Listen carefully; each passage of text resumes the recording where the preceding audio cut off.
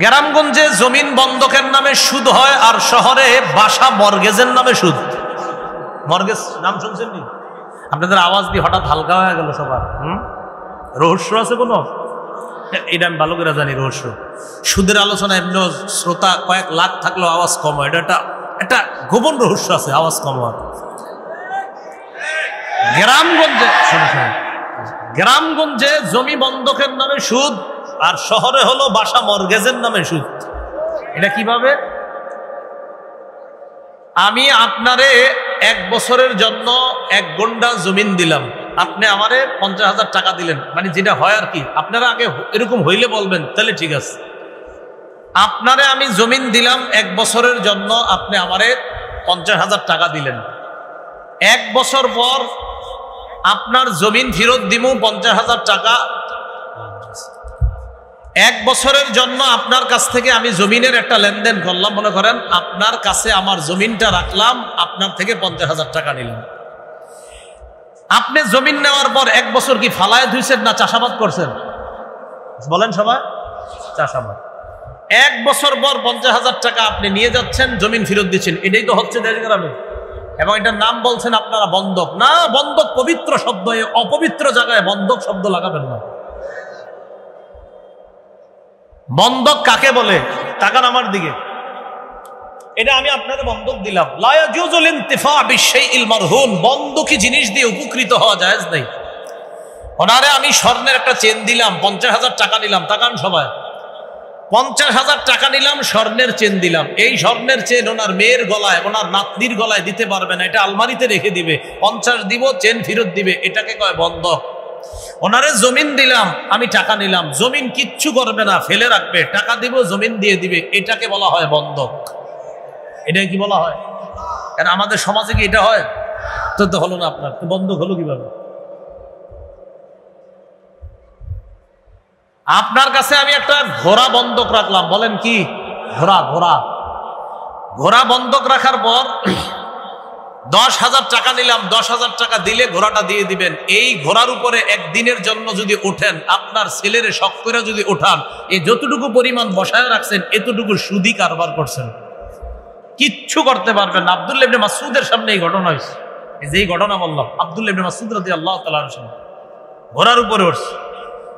ওঠার পর কয়, এটা না তুমি বন্ধক আনছো? কয় হ্যাঁ। তো বন্ধকি জিনিসের উপর চললা কেন? কয় এটা একটু চললাম। না, যতটুকু চললা একটু সুদ।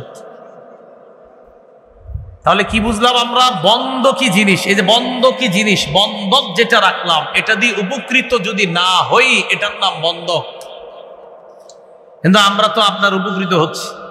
শহরে হলো বাসা 5 বছরের জন্য 5 লাখ 6 লাখ নেয়, এই 5 বছর এই বাসায় থাকবে, 5 লাখ ফেরত দিবে, আর আমার ওই বাসাও ফেরত দিয়ে দিবে, আমি তারে 5 লাখ দিয়ে দিলে, এটার নাম মর্গেজ। নাম কি?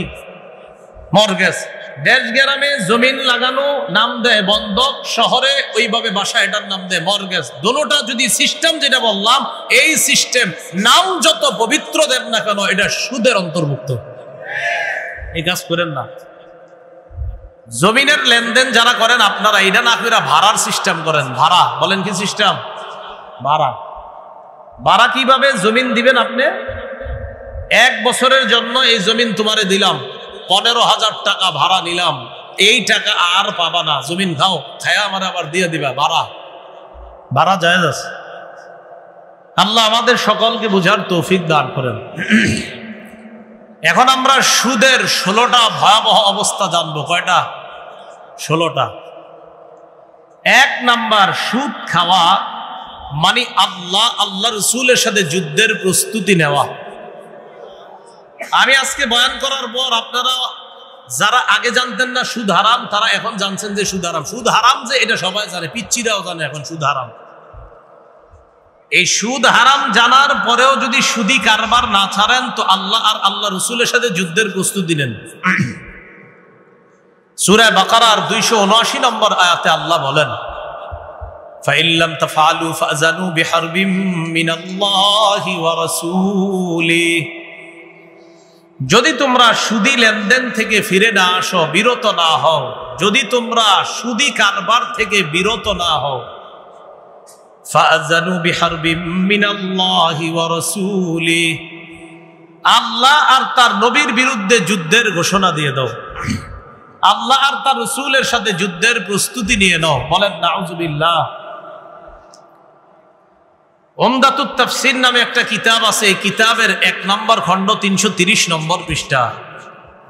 আব্দুল্লাহ ইবনে আব্বাস রাদিয়াল্লাহু তাআলা আনহুমার বর্ণনা, তিনি বলেন, ইউকালু লিআকিলির রিবা ইয়াউমাল কিয়ামাতি খুসসিলাহাকা লিল হার। কিয়ামতের ময়দানে সুদখোরকে বলা হবে তুমি অস্ত্র নাও আমি আল্লাহর সাথে লড়াই করার জন্য। সুদখোরকে বলা হবে তুমি অস্ত্র নাও লড়াই করার জন্য। এ হলো 1 নাম্বার ভয়াবহতা। 2 নাম্বার, আল্লাহ না করেন যারা সুদ খায় আর সুদি লেনদেন অবস্থায় যদি মারা যায়, তারা কিয়ামতের ময়দানে কবর থেকে পাগল অবস্থায় উঠবে। পাগল অবস্থা। আল্লাহ পাক রব্বুল আলামিন সূরা বাকারার 275 নম্বর আয়াতে বলেন, আল্লাযীনা ইয়াকুলুনার রিবা, যারা সুদ খায়। আমি আয়াত বলবো, এই জায়গাটা খালি আপনারা অনুবাদটা করবেন। আল্লাযীনা ইয়াকুলুনার রিবা, হুজুররা না অন্যরা জোরে বলবেন, আল্লাযীনা ইয়াকুলুনার রিবা। সব দিক থেকে আওয়াজটা আসে না, বলেন আল্লাযীনা ইয়াকুলুনার রিবা, জোরে বলেন সবাই। হ্যাঁ, যারা কি খায়? সুদ খায়। লা ইয়াকুমুনা ইল্লা কামা ইয়াকুমুল্লাযী ইয়াতাখাব্বাতুহুশ শাইতানু মিনাল মাস। তারা এমন অবস্থায় উঠবে যেন শয়তান তাদেরকে স্পর্শ করে পাগল বানায় দিচ্ছে। যালিকা বিআন্নাহুম ক্বালু ইন্নামাল বাইউ মিসলুর রিবা। এটা এই কারণে তারা বলে ব্যবসা সুদের মতো। ব্যবসা কিসের মতো? আল্লাহ বলেন, ওয়া আহাল্লাল্লাহুল বাই'a ওয়া হাররামার রিবা। আল্লাহ ব্যবসাকে হালাল করেছেন, সুদ হারাম করেছেন। তাহলে আপনারা বলেন তো, ব্যবসার সুদ কি এক না সম্পূর্ণ আলাদা? ব্যবসায়ী লেনদেনের লভ্যাংশ হালাল, সুদি লেনদেনের লভ্যাংশ হারাম। তাহলে ব্যবসা সুদের মতো এই কথা যারা বলে তাদেরকে বলবেন, ব্যবসায়ীরা কষ্ট কইরা লাভবান হয়, আপনি ঘরে ঘুমায়া ঘুমায়া লাভবান হন, এই জন্য আপনারটা হারাম, ব্যবসায়ীদেরটা হালাল। তো ব্যবসার সুদ কি একরকম হইল? এই কারণে এরা পাগল অবস্থায় উঠবে। 3 নম্বর, এই 3 নম্বরটা দেখার সময় আমার দিকে তাকান। এই যে দেখেন, আমার গলায় ধরছি না, আমি তো বেশি জোরে ধরি নাই। সুদখোর কিয়ামতের ময়দানে যখন উঠবে, মনে হবে তার গলাটা কেউ চাপ দিয়া ধরছে, তার শ্বাস রোধ করে হত্যা করা হচ্ছে, এমন অবস্থায় সুদখোর উঠবে। উমদাতুত তাফসীর 1 নম্বর খণ্ড 330 নম্বর পৃষ্ঠা। আব্দুল্লাহ ইবনে আব্বাস রাদিয়াল্লাহু তাআলা আনহুমার বর্ণনা, তিনি বলেন, আকিলুর রিবা ইউবআসু ইয়াউমাল কিয়ামাতি মাজনুনান ইউখনাক। সুদখোরকে কিয়ামতের ময়দানে পাগল অবস্থায় উঠানো হবে, এমন অবস্থায় উঠানো হবে দেখলে মনে হবে তাকে শ্বাসরোধ করা হচ্ছে, এমন অবস্থায় উঠানো হবে। 4 নাম্বার, যারা সুদ খায় তারা আল্লাহর বরাদ্দকৃত হালাল নেয়ামত থেকে বঞ্চিত হয়। নাউজুবিল্লাহ। আল্লাহ আপনার জন্য একটা হালাল নেয়ামত রাখছে, এই সুদের কারণে হালাল নেয়ামত থেকে বঞ্চিত হয়। সূরা নিসার 160, 161 2 আয়াতে আল্লাহ বলেন, 4টা অপরাধের কারণে হালাল বৈধ নেয়ামত থেকে ইহুদিদেরকে আল্লাহ বঞ্চিত করেছেন। কয়টা অপরাধের কারণে? আল্লাহ বলেন, ফাবিজুলমিম মিনাল্লাযীনা হাদু হারামনা আলাইহিম তাইয়্যিবাতিন উহিল্লাত লাহুম। ইহুদিদের জুলুমের কারণে তাদের জন্য যে পবিত্র জিনিসগুলা হালাল ছিল, আমি আল্লাহ এগুলা হারাম করে দিলাম। ছিল হালাল, করে দিলাম হারাম। 1 নাম্বার অপরাধ, জুলুম করত তারা। 2 নাম্বার, ওয়া বিসাদ্দিহিম আন সাবিলিল্লাহি কাসীরা। এরা মানুষকে আল্লাহর রাস্তা থেকে বাধা দেওয়ার কারণে আমি তাদের জন্য বরাদ্দকৃত হালালটাকে হারাম করলাম। 3 নাম্বার, ওয়া আখযিহিমুর রিবা ওয়া কদ্দুহু আনহু। তাদেরকে সুদ খাওয়া থেকে নিষেধ করা হয়েছে, এরপরেও তারা সুদ ধরত, গ্রহণ করত। এই জন্য তাদের বরাদ্দকৃত যে হালাল পবিত্র হালাল জিনিসগুলা ছিল, আমি এগুলা তাদের জন্য হারাম করে দিলাম। 4 নাম্বার, ওয়া আকলিহিম আমওয়ালান নাসি বিল বাতিল।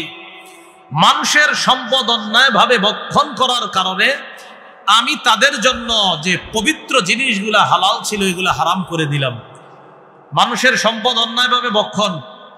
এলাকায় অনেকে দেখবেন জমিনের আইল ছিল এত বড়, হঠাৎ এটা হইতে হইতে হইতে হইতে হইতে আইলটা একটু হয়ে যায়, ওই দুই সাইড দিয়া কাটে, কাটতে কাটতে নিজের জমিন বাড়ায়। রাসূলুল্লাহ সাল্লাল্লাহু আলাইহি সাল্লাম বলেন, মানিত্তাতা শিবরান, কেউ যদি এক বিঘত পরিমাণ সম্পদ, এক বিঘত পরিমাণ সম্পদ অন্যায়ভাবে আত্মসাৎ করে, কয় বিঘত? এক বিঘত।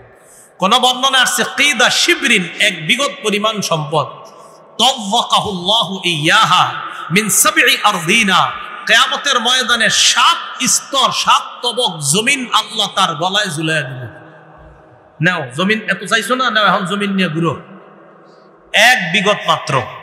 তাহলে 4 অপরাধে আল্লাহ ইহুদিদের জন্য পবিত্র হালাল জিনিসটা হারাম করলেন। 1 জুলুমের কারণে, 2 আল্লাহর রাস্তায় বাধা দেওয়ার কারণে, 3 সুদ গ্রহণ করার কারণে, 4 নাম্বার মানুষের সম্পদ অন্যায়ভাবে ভক্ষণ করার কারণে।